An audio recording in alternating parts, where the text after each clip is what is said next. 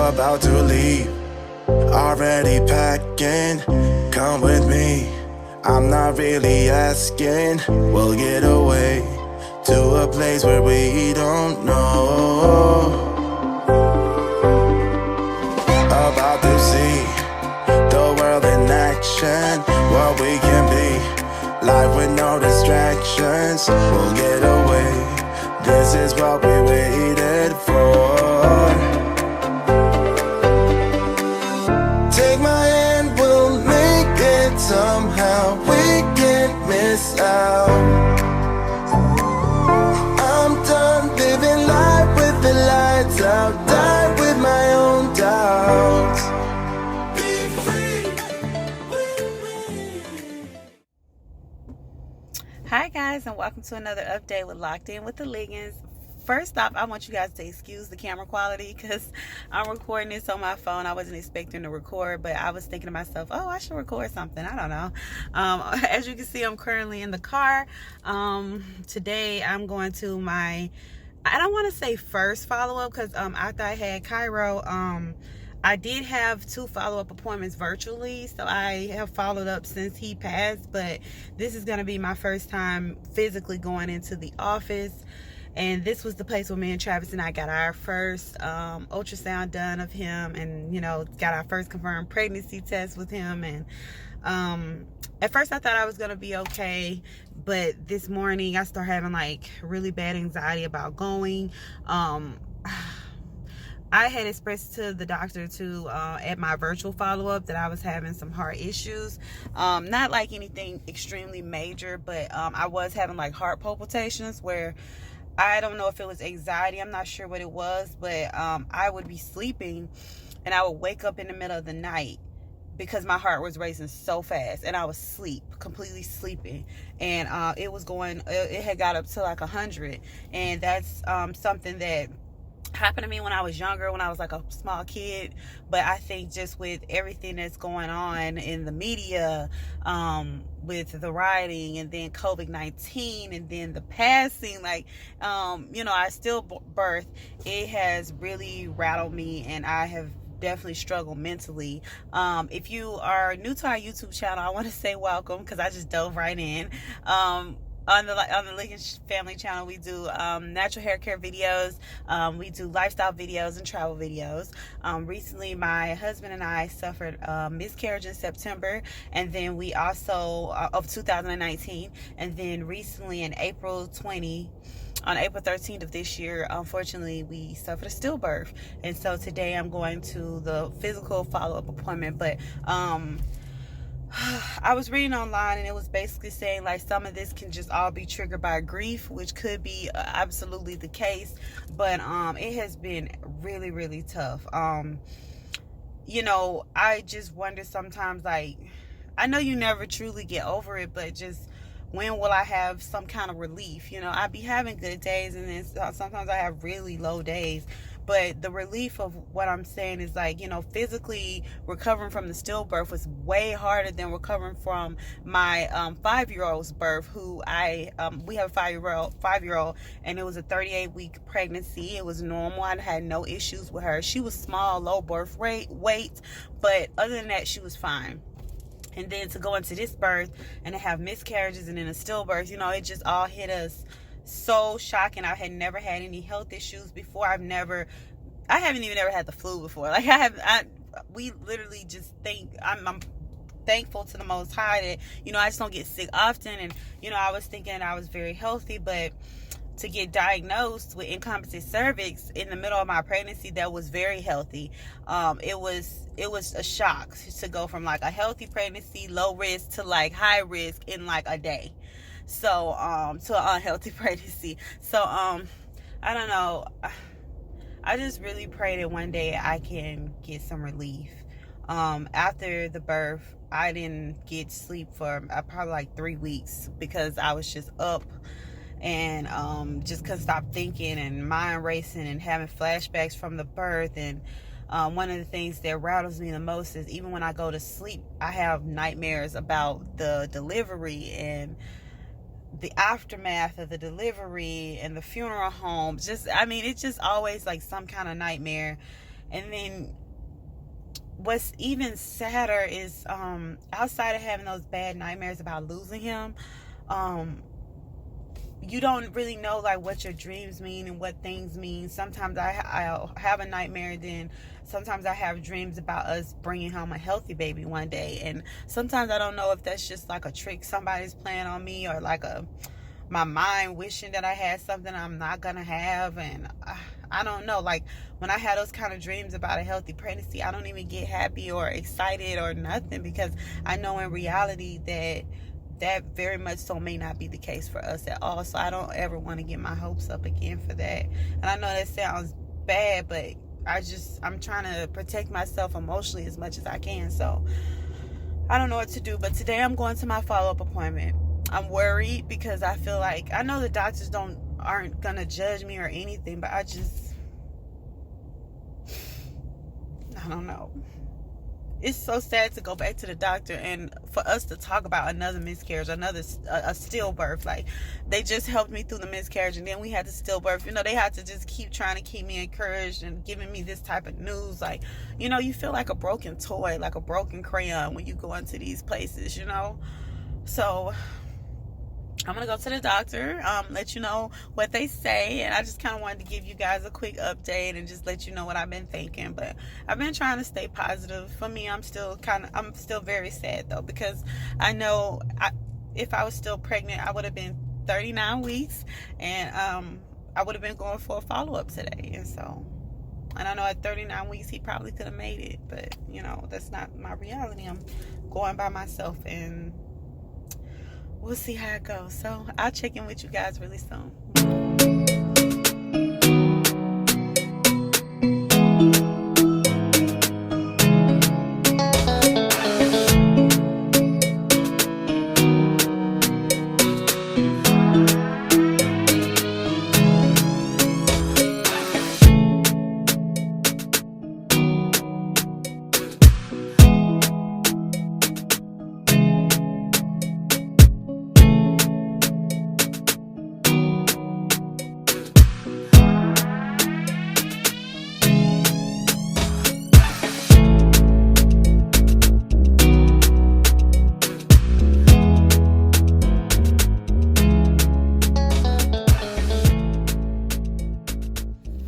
Okay guys, so I've made it here.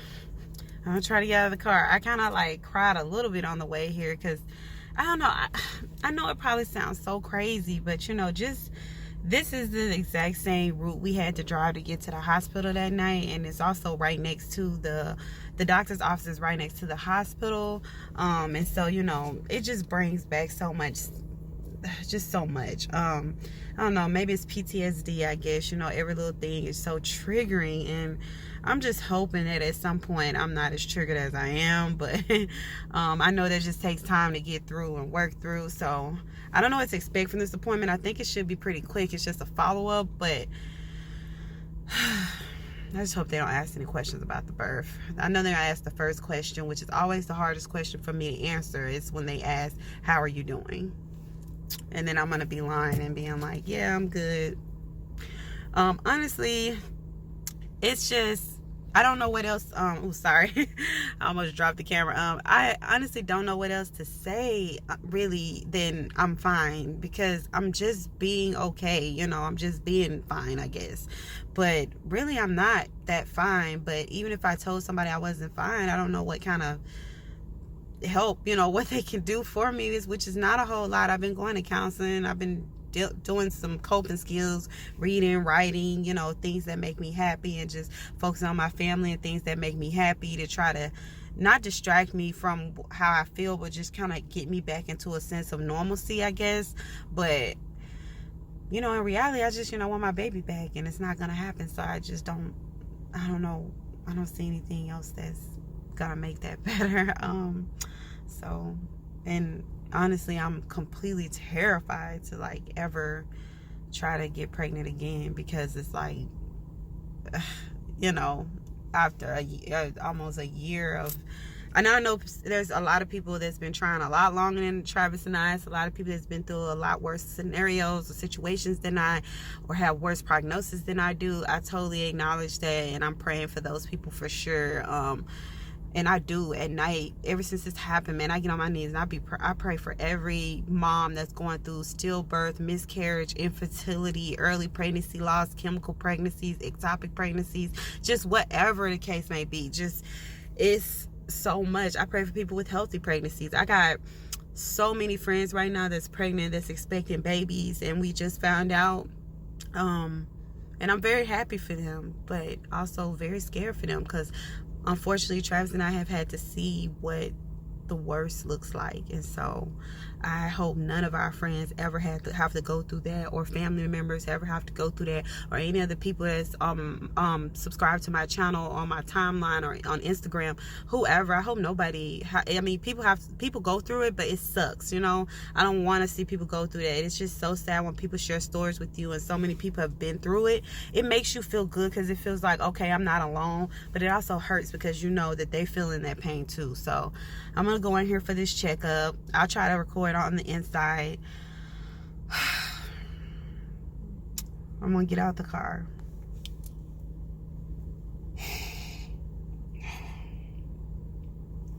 Okay, I'm gonna get out of the car. I'm gonna try not to cry while I'm in here, but I'm gonna take some tissues just in case. So I'll check in with you guys soon.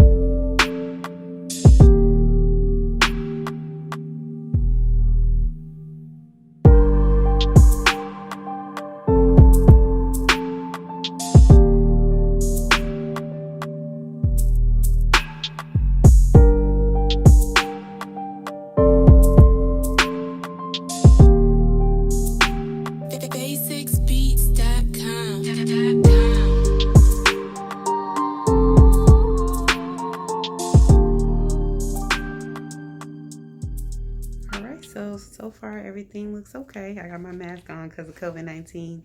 I'm waiting on the doctor now. I'm finna do like a vaginal examination, but I'll check in with you guys when I get back to the car. But so far so good. I'm having a little bit of PTSD, so we're just kind of talking about anxiety and my heart racing like it's been doing, depression, and just different things that comes with the loss.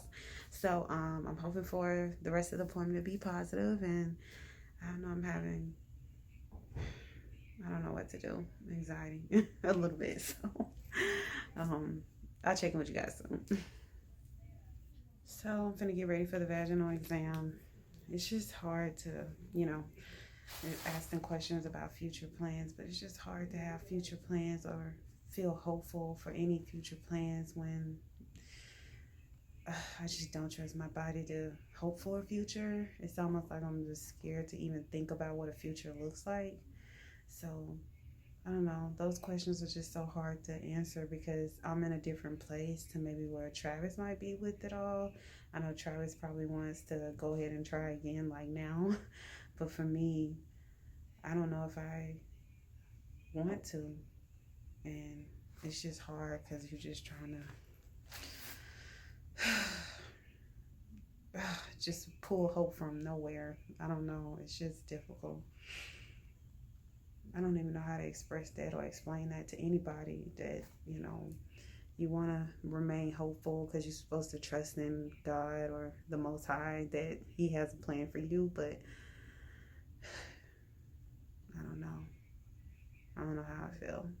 So I'm about to do the vaginal exam, and I just hope I can just stop crying long enough to be okay to get through that part. Haven't had an examination since the birth, so sometimes it is kind of traumatic to have that done. I don't know, but I'll check in with you guys when I get in the car. Hi guys, so you can see I'm actually back home. Obviously I got better video quality because you can tell I'm on a different camera. So anyway, I made it back home from my doctor's appointment, and everything went well. Like I said, you know, it's kind of like stressful a little bit being there and just having like anxiety going to the original appointment, because you know that was the first place that we went to get our first ultrasound done. So it's a lot of stuff that's really triggering for me. I didn't think I was gonna be that triggered when I got there. What is on my shirt? I don't know what that is. I didn't think I was gonna be that triggered when I got there, but it was just definitely something that I had to take a lot of deep breaths and just kind of get through. The nurse was really nice, and the doctors were very, very nice. They talked to me a lot about future planning and had a lot of questions, and just wanted to help me get on a plan or a schedule, or you know, just help support me in any way possible. So I thought that was great. Even though emotionally I was feeling like, probably out of 10 being the greatest, I was probably feeling like a 3 when I got there, just because I was like, man, I just hope the doctor's appointment go well. I was kind of nervous about that. I don't know what I thought would not go well, but still, going to the doctor can sometimes just bring up anxiety, but going to that type of appointment, it was kind of nerve-wracking. And at that place, a lot of the women are pregnant, so you know, you kind of walking past people, seeing it, and I just kept thinking in my mind like, oh, I would have been here for by now I probably would have been like 29 weeks, and I would have been there for an appointment, but yet I'm there for a follow-up. So yeah, you know, it's just something I just had to kind of breathe through and talk out with the doctor. She was really great talking to me about things that I can do. Like I told you guys, I actually been doing really well using some of my coping skills. So reading is a really big part of my life. As you can see, I'm by my bookshelf. And also been journaling. That's been helping a lot. Going to counseling has been helping a lot. And I've been hanging out with friends and family. We went to go visit family recently, and that's helped a lot. So just anything I can to keep myself busy. Honestly, Kyler keeps me so busy that, you know, sometimes I don't even get a chance to be down. And Travis is always so positive that it's kind of hard to be down around him too. So that helps me. And I just been trying to keep myself going and keep myself motivated. And definitely today, the appointment brought back a lot of emotions. I probably cried every time the doctor left, because I just kept thinking, I wish there was something else I could have done. But I'm trying to like come to terms with, it was nothing else I could have done. I couldn't have changed it. And I think that's the hardest thing to kind of get through, is just understanding that, you know, can't change what happened. It happened, and now we just have to keep going. And then unfortunately, trying to be positive about keeping going, that's been the biggest thing for me, because like I told you guys in the doctor's office, you know, I really don't trust my body to keep going through this process. And I just don't trust it. So, and I got legitimate reasons to why I don't trust it. And like I said before, if you guys are interested in our fertility journey or our, you know, pregnancy journeys or anything dealing with pregnancy, definitely click any of the links below this video, so that way you can kind of get caught up. But I'm not going to ramble about it. Just know the appointment went very, very well. I'm trying to keep a positive attitude. We had to take like a month break from YouTube because we had to take some personal time off and just kind of get our family back on track and just kind of get normal. And honestly, I didn't feel motivated to be in front of a camera, but finally I'm back, and I've missed coming on YouTube, even though it's just been a month. I'm talking like it's been so long, but I just miss being on camera. So I will leave all the videos up from our previous pregnancy, like the pregnancy box, and also I did a maternity clothes shopping video. All those videos are so helpful to so many moms out there that is expecting. And I'm going to leave those up because I still want to be very, very helpful. Even if my journey is ended, I still want to help other moms. So definitely check those videos out. I had so much fun making those. And last thing I want to say is just, if you're going through pregnancy loss or miscarriage, stillbirth, ectopic pregnancy, chemical pregnancies, infertility, anything, I really feel for you. I'm definitely praying for you. And I'm not just saying that. I actually legit get on my knees at night and pray pray for people, like pray for this community, because it is a wicked, cruel thing that people have to go through, and it's really not fair. It's so hard to see pregnancy everywhere. Pregnancy is all around me. It's everywhere, and it's always just a reminder about how I feel and the type of attitude I had to take toward it. So I had to choose to be positive, and that is very difficult. So I would just say, you know, stay encouraged as much as you can in whatever way that you can. And I really wish all of you guys the best. One of the things I wanted to show you guys on my bookshelf, because I absolutely love my bookshelf, you guys, it's like means so much to me, is just talk to you guys a quick second about how we are choosing to remember our pregnancies. If you are thinking about ideas or trying to find ideas of how to remember your pregnancies, this bunny was given to us by the funeral home, and this is Cairo's ashes. They're actually in there. And this is a box that my line sisters got me, and it has a locket on the inside of it with Cairo's name on it. This is his baby box that has all his ultrasounds, his baby blanket he was wrapped in when we got to meet him, his little hat he was wearing, and all of his pictures that he took in for his first photo shoot. And I choose to remember him by keeping all of his little items on my bookshelf. My bookshelf is so precious to me. We also had a miscarriage in September, and so I like to remember that baby by using this onesie, because this onesie was given to me by the doctor office when I went to my very first appointment. That baby's due date was May the 4th, so it actually just passed, and so they gave me this onesie and told me, oh, put it on your baby when your baby's born. And unfortunately we lost that baby, but I always associate that pregnancy with this onesie. And I like to keep this hospital band here as well, which has September 23rd was when we lost the baby. And this is Cairo's as well, his bands with his birth date on it. So I just wanted to show you guys that, and if you were trying to think of ways to remember, this is how we are choosing to remember our losses. So continue to follow our channel. We're going to continue to upload videos. Please like and subscribe to our video. We can't wait to see you guys in the next one. Bye.